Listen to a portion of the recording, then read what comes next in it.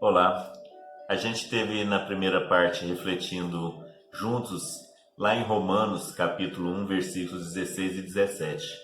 E eu gostaria de continuar agora estudando um pouquinho junto com você nesse trecho, desejando já a você desde já que a graça e a paz do nosso Senhor Jesus esteja com você e que Ele possa estar nos abençoando para que nós possamos juntos estarmos refletindo mais um pouquinho nessa palavra e que Ele possa estar nos iluminando, que Ele fale ao seu coração, assim como está falando ao meu. E aqui, Paulo, nessa passagem, ele, como nós falamos no início, ele utiliza diversos termos que traz para nós um rico entendimento. Nós falamos um pouco na primeira parte sobre o Evangelho. Dentre tantos termos importantes aqui, e eu vou ler, ele fala, olha, pois não me envergonho do Evangelho, porque é o poder de Deus para a salvação de todo aquele que crê, primeiro do judeu e também do grego.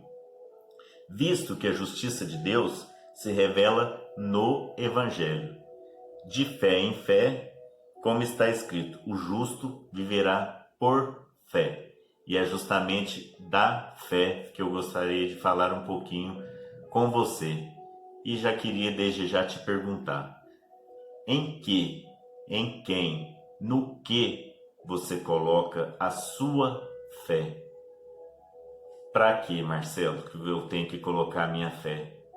A sua fé para que você tenha uma tranquilidade espiritual e entendimento daquilo necessário que o Evangelho, na primeira parte que nós estudamos, fala, que é a vida eterna através da ressurreição de Cristo Jesus e a fé na sua doutrina que nós devemos buscar em vivê-la. E você pode falar assim, Marcelo, eu tenho muita fé em fulano de tal, que viveu aqui nesse mundo, ele virou um santo, eu tenho fé nele. Ah, eu tenho fé em tal coisa. Mas eu te pergunto, de onde você ouviu? Qual foi a fonte que te trouxe a você ter essa fé? Você se lembra? De quem foi? Ah, foi dos meus pais. Meus pais criam em tal coisa e eu continuei por tradição tendo fé naquilo. Olha, eu quero dizer uma coisa para você. A fé que Paulo está dizendo aqui, ela pode ser substituída de repente aqui, quando ele fala de fé em fé, podemos colocar um outro versículo dentre tantos versículos que falam sobre fé na palavra de Deus, mas um dos versículos diz assim, de sorte que a fé é pelo ouvir, e o ouvir pela palavra de Deus. Então, de repente, nós substituirmos aqui, para o nosso entendimento, né? Não que nós possamos fazer isso com a palavra de Deus, mas fala, visto que a justiça de Deus se revela no Evangelho, que é Cristo, que é a sua doutrina, que é a salvação de nossos pecados através de Cristo, o Evangelho, de fé em fé, ou seja, de palavra em palavra de quem? De Deus. Quem fala para você e quem que vai colocar a fé em você, imputando ela no seu coração, não é pessoa, não é ninguém. Aqui mesmo ele vai falar, olha, porque é o poder de Deus. Eu, Marcelo, não sei te explicar o porquê que você vai passar a crer na palavra de Deus, mas é Ele, pelo seu poder, é que vai tirar as vendas de você, vai tirar essa cegueira, assim como tirou de Paulo, assim como tirou de mim, fazendo com que eu entendesse que eu vivia em uma podridão de pecados e que eu necessitava de redenção dos meus pecados através de quê? Da vida de Deus, do Senhor Jesus, através do seu perdão, da sua doutrina, entender que eu não mereço nada, mas que sou justificado no sangue de Cristo Jesus. É através dessa fé que é Deus que imputa em você.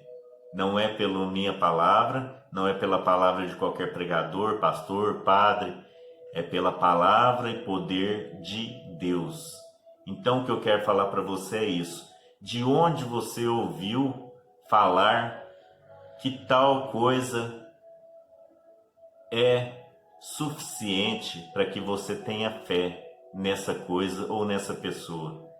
Tenha fé em Deus, na sua palavra, porque é Ele que tem o poder, é Ele que vai descortinar, que você entenda a salvação e a doutrina de Cristo para a sua vida. Dá fé nele. E aí ele vai falar aqui, olha, o justo viverá por fé. Viverá pela crença na palavra de Deus. E só tem uma maneira de você falar com Deus, de ouvir a sua direção, de ter a revelação. Porque hoje muitas pessoas têm trazido aí que precisa de acontecer coisas sobrenaturais para que você venha a crer em Deus. Olha, o que você precisa, o que eu quero te falar que trouxe o entendimento a mim e a Paulo, foi justamente o Evangelho, foi justamente a palavra de Deus. É ela que imputa em nós a fé, através do poder de Deus.